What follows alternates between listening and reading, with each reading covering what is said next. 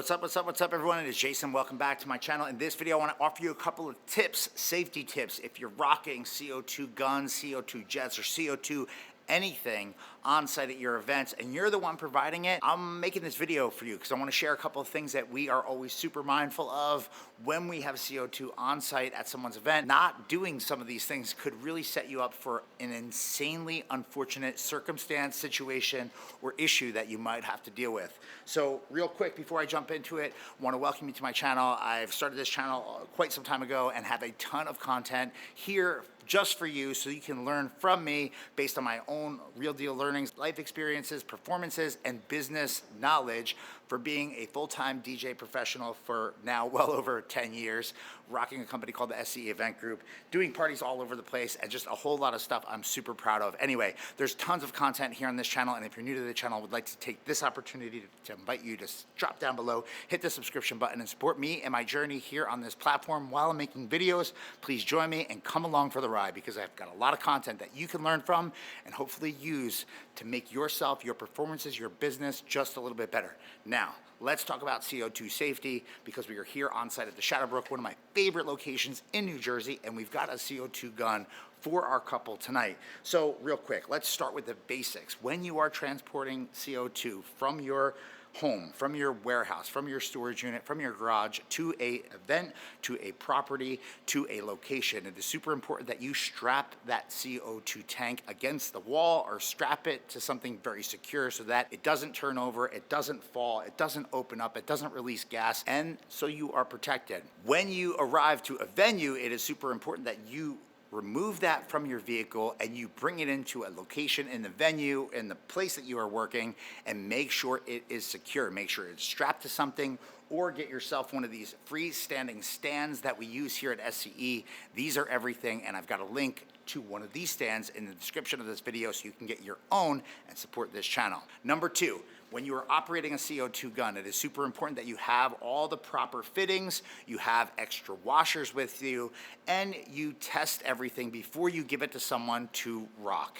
I think it is super important to also come up with a plan in terms of instruction on what you're gonna tell the people that are gonna be using the gun, how to operate the gun, what they're gonna do with the gun, and how to use the gun when they blast off and bring the gun to life at their event. It is super important that under no circumstances do the people operating the gun or any party people that are in attendance at the event touch the canister of the gun because these are metal and they get super cold, and if you actually grab the canister, especially when you're firing it, it will cause an extreme freezer burn that is insanely painful and could take a long time to heal because it's like, think of the analogy of taking your tongue and sticking it on a street post when it's freezing or snowing or whatever out. It's the same thing, but it can actually happen with your regular skin, especially if the people are sweating or jumping up and down and a little bit wet. It hurts. Do not allow them to do it, and make sure that you advise them of how serious that is. Make sure that when they operate the gun that they are not only using the gun itself, but they are actually holding the handle securely.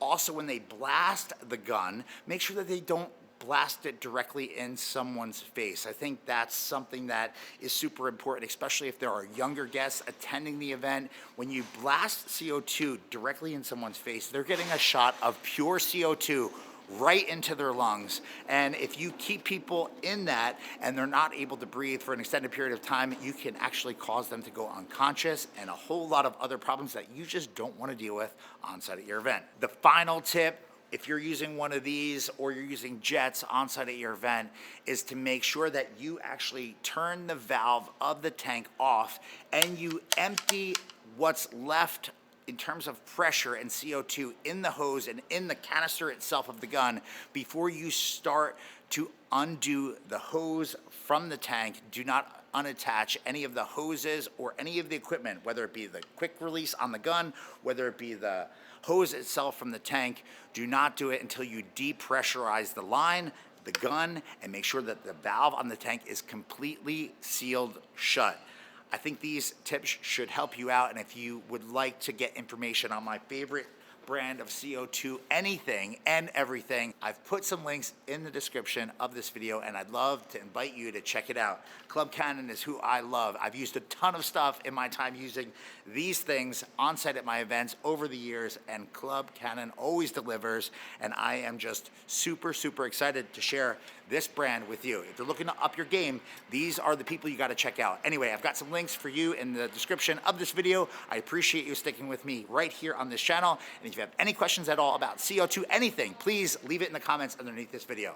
Thank you so much for checking this out. Be on the lookout for more content just like this coming to this channel in days, weeks, and months ahead. Thanks for watching.